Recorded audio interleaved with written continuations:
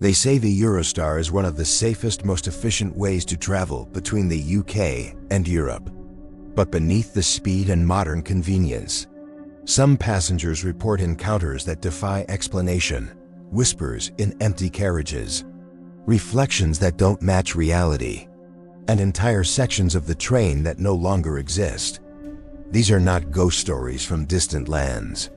They happened on a train you might ride tomorrow. I've collected 4 of the most disturbing, real-life accounts from Eurostar travelers, told in their own words. If you ever thought the worst thing about a train ride was delays, think again. These are the top 4 Eurostar Metro horror stories from the UK. And once you hear them, you'll never look at an empty seat the same way again. Story 1. The Man in Carriage 8. I've taken the Eurostar more times than I can count. Business trips mostly. London to Paris. Same routine. Same coffee. Same seat. Carriage 7, window side. Quiet. Efficient. But last November, something was off. That morning, St. Pancras was unusually quiet. No announcements. No rush. Just silence, apart from the hum of vending machines and the occasional cough. I checked the departure board. Train 9013, on time. Platform 10. As I walked toward the platform, I noticed a man standing completely still beside carriage 8, not moving, not blinking, just staring through the glass. Pale face, long black coat. His hands hung stiff at his sides like they didn't belong to him.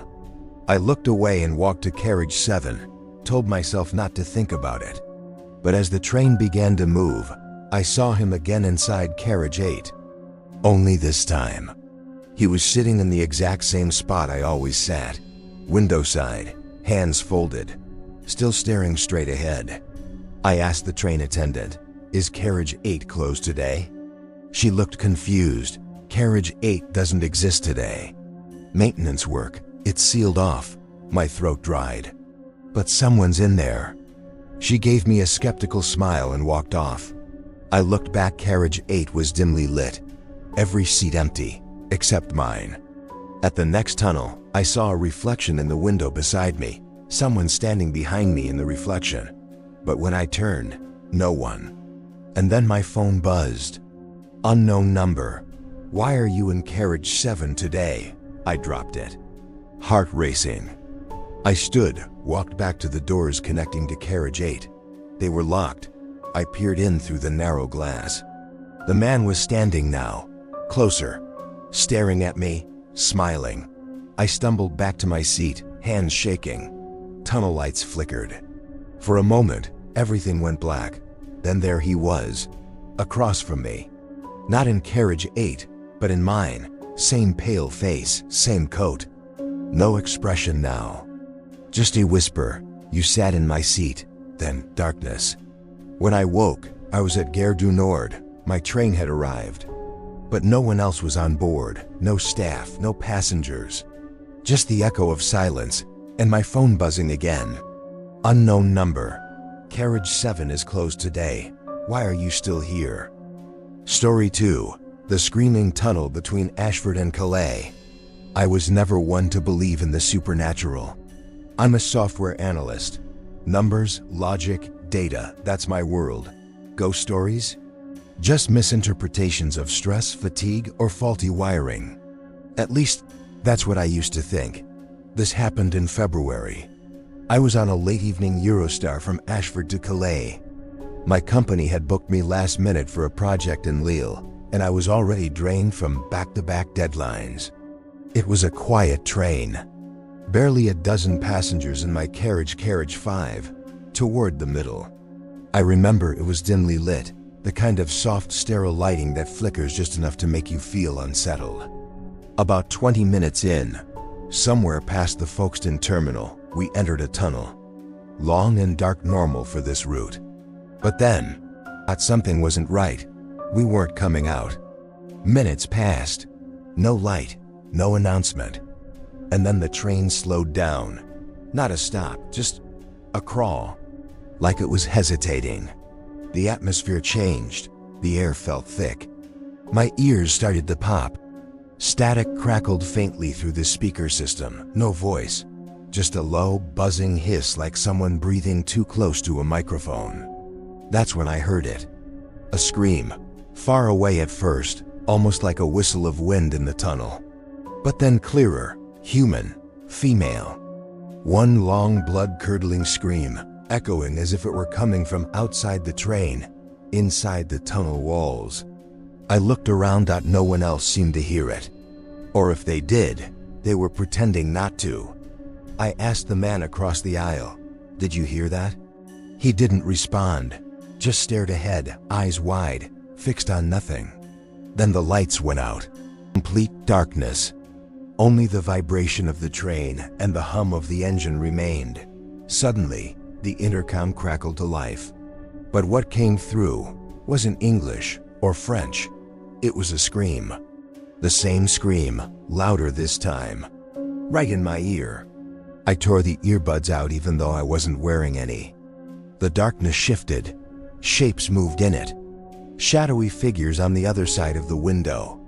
Inside the tunnel, keeping pace with the train. Dozens of them, running. No eyes, no faces. Just silhouettes of people, screaming. I stood up, heart pounding. The attendance room at the end of the carriage was shut. I banged on it, no answer. The train began to shake. Not from speed, this was different, a vibration, almost like it was passing over broken tracks. Then, silence again. And light. We emerged, out of the tunnel, just like that. Passengers blinked, murmured. Some stood to stretch. Business as usual. I turned to the man across the aisle. That was insane. What the hell was that? He looked confused. What was what? I pressed. The screaming, the darkness, you didn't feel it? He blinked. Mate, we just got in the tunnel 2 minutes ago. I looked at my watch. He was right. Only 2 minutes had passed, but I'd lived through at least 20. When I arrived at Calais, I asked the platform agent about the tunnel before Calais. He stared at me, uneasy. You heard it too? What? I asked. He leaned in. Whispered. They say a woman jumped from a maintenance catwalk in that tunnel in '99. Her screams still echo through the walls. Sometimes the train slows down for no reason. Those who hear her? They say time stretches inside. Like something wants to keep you there. I didn't respond. I just walked away. That was 6 months ago. But sometimes, in total silence, I still hear it, that scream. Like it never really ended. Story 3. The passenger who wasn't on the manifest. This happened last autumn. October 17th. I remember the date clearly, because it was the day after my father's funeral. I wasn't supposed to be traveling. But my boss insisted I attend a last-minute meeting in Brussels. Said it was career-defining.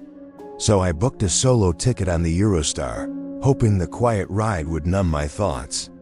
It was the 8:04 train, Platform 8, Carriage 11, aisle seat. I remember looking around. Most people were glued to their phones, sipping coffee, half asleep, at all. Then I noticed her. A girl, maybe early 20s, black hoodie, long tangled hair partially covering her face. She sat 2 rows ahead of me, by the window. What stood out wasn't her appearance, it was the fact that she didn't move. Looked confused. Even when the train began to roll, she didn't shift, didn't glance out the window, didn't even blink. I wouldn't have thought much of it if not for what happened just after we crossed the Channel Tunnel. The conductor came through to scan tickets, routine. But when he reached her row, he paused. Scanned her seat. No one sitting here, he muttered. He scanned again. Same result. Then he leaned down and actually looked at her. Miss? He said louder this time. Ticket, please. She didn't respond. I watched, puzzled. He waved a hand in front of her face. Nothing. Finally, he straightened and looked directly at me. Is she with you? No, I said, but she's right there.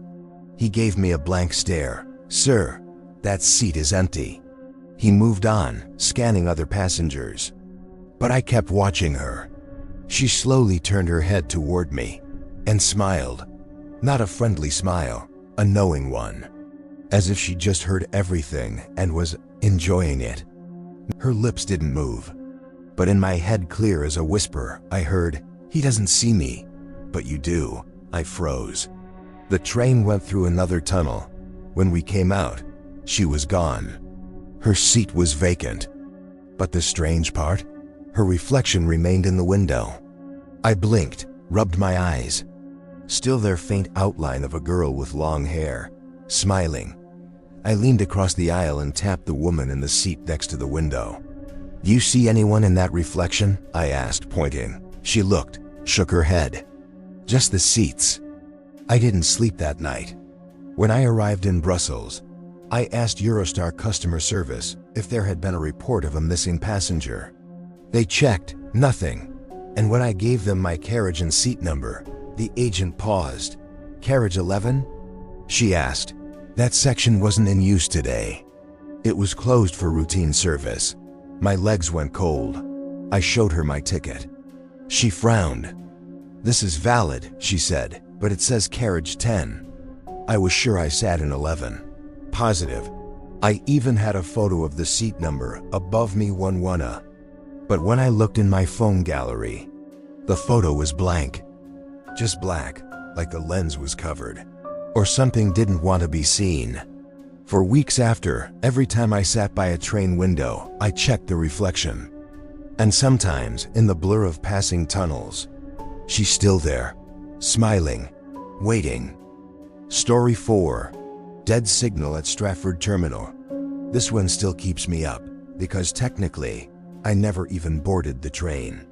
It was December 12th, freezing, gray morning. I had just finished an overnight shift at my temp job in East London and was heading to Stratford International to catch the Eurostar to Lille, where my mum lives. The station was unusually quiet. Not empty but off. People were there, but no one was talking. Not even whispering, just standing still. Heads down, no phones, no scrolling, just waiting. I chalked it up to early morning fatigue and walked through the barrier with my e-ticket. I was scheduled for carriage 2, seat 17. The board said the train was on time, but the platform was empty. I checked again. Platform 2 at the train should have been there. Instead, there was just fog. Thick, unnatural fog clinging to the edges of the rails like smoke. A man stood near the edge of the platform, facing the tunnel, not moving. "Excuse me," I said as I approached him. "Is this for the Eurostar to Lille?" He didn't answer, didn't even flinch. I stepped closer and reached out, then stopped. His jacket, it was moving. I backed away, fast. Suddenly, over the loudspeakers, a voice crackled to life. It didn't say the train number or a destination. It just repeated in a monotone, "All passengers for carriage 0. Please board now. Final boarding." I frowned. That wasn't real. There's no carriage 0. Carriage 0? Then without warning, I heard the sound of brakes screeching. But there was no train, just fog. And yet, a gust of air whooshed past me, like something massive had arrived. The platform lights flickered. The man near the tracks turned to me. His eyes were hollow, completely black. He raised one hand slowly and pointed. Behind me. I turned. There, just barely visible through the mist, was a door. No wall, no frame, just a door. It wasn't connected to anything. The sign above it flickered. Car 0. I don't know why I stepped toward it. Maybe curiosity. Maybe something else. But the closer I got, the louder the noise became. I reached for the handle, and then I heard it. My mother's voice, from inside. Clear as day. Calling my name. "Daniel, are you coming?" But here's the thing, my mum's been bedridden for 2 years. I backed away. The fog pulled in around the door like it was breathing. Then like a light being turned off, it vanished. The fog. The door. The sound. The station lights buzzed back to normal. People moved again. Checking phones, talking. laughing like nothing had happened. I asked an employee about the 8:20 to Lille. He looked confused. "Sir, that train's been delayed. Signal failure in the tunnel. I left the station, never boarded. Never went back." But that night, in my email, I got a message. No sender. No subject. Just a single line. "Passenger 17, you missed your connection. We'll call again." 4 trains. The Eurostar promises speed and safety, but sometimes something else gets on board. Something not listed on the schedule. So next time you step onto a quiet carriage, watch the windows, listen to the silence. And whatever you do, don't answer if the intercom calls. From Carriage Zero, if you made it this far, consider subscribing for more true-style horror stories. And tell me, have you ever seen something on a train that you couldn't explain?